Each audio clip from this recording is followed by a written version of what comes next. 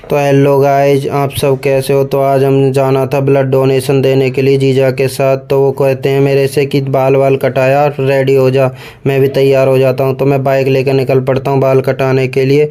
तो मैं जैसे ही चौक पर पहुँचता हूँ, मुझे दिखता मंदिर। हम टेकते हैं माथा और चल देते हैं आगे की तरफ मंदिर में हाथ जोड़ के। तो मेरे सामने जाता है एक रिक्शा वाला भैया, बहुत धूप हो रही थी। तभी हम पहुंच जाते हैं मार्केट में और बाल कटाने के लिए नाई की दुकान पर। तो मेरे बराबर में थी एक गाड़ी जो कि नाई की दुकान के जस्ट साइड में ही खड़ी थी। तो मैं जैसे ही दुकान में पहुंचता हूं और देखता हूं कि बहुत सारी भीड़ हो रही थी। तो भैया से मैं पूछता हूं, भैया मेरे बाल कट जाएंगे क्या। तो भैया बोलते हैं, भैया अभी फुर्सत नहीं है, 4-5 बंदे बैठे हैं, उसके बाद टाइम लगेगा, अभी उसके बाद नंबर आएगा। मैं तो आ जाता हूँ दूसरी दुकान में, और यूनिसेक्स सैलून के नाम थी।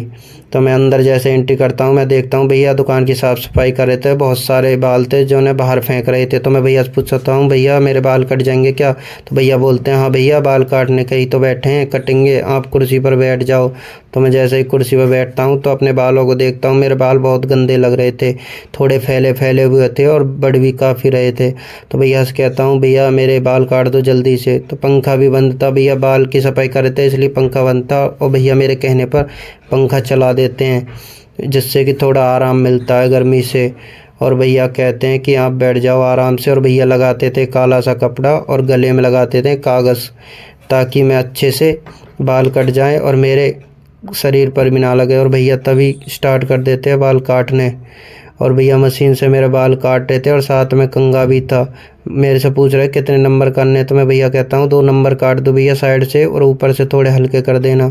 और भैया ऊपर से मेरे बाल जैसे ही हल्के कर रहे थे तो बोल रहे थे कितने हल्के करने हैं। मैं बोलता हूँ भैया से इतने हल्के कर दो कि आराम से थोड़ी बहुत कट जाएँ। तो भैया बोलते हैं ठीक है भैया, मैं ऐसा ही करूँगा। तो भैया मेरे बाल काट देते हैं और कहते हैं देख लो भैया अच्छे से कटे ना। तो मैं उतार देता हूँ कपड़ा साइड में और देखता हूँ बालों को, जो कि वास्तव में ही अच्छे लग रहे थे।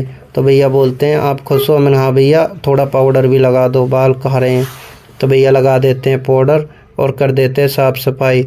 मैं पूछता हूँ भैया कितने पैसे हो गए आपके। तो भैया बोलते आ जाओ काउंटर पर मिलते हैं।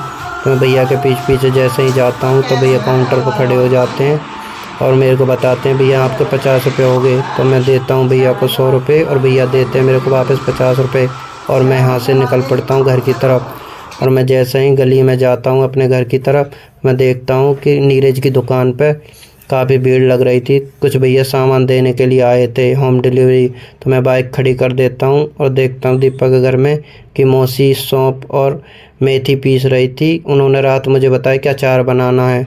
तो मैं उन्हें बातें करके निकल पड़ता हूँ घर की ओर और मैं पहुँच जाता हूँ घर। ओके दोस्तों, मिलते हैं।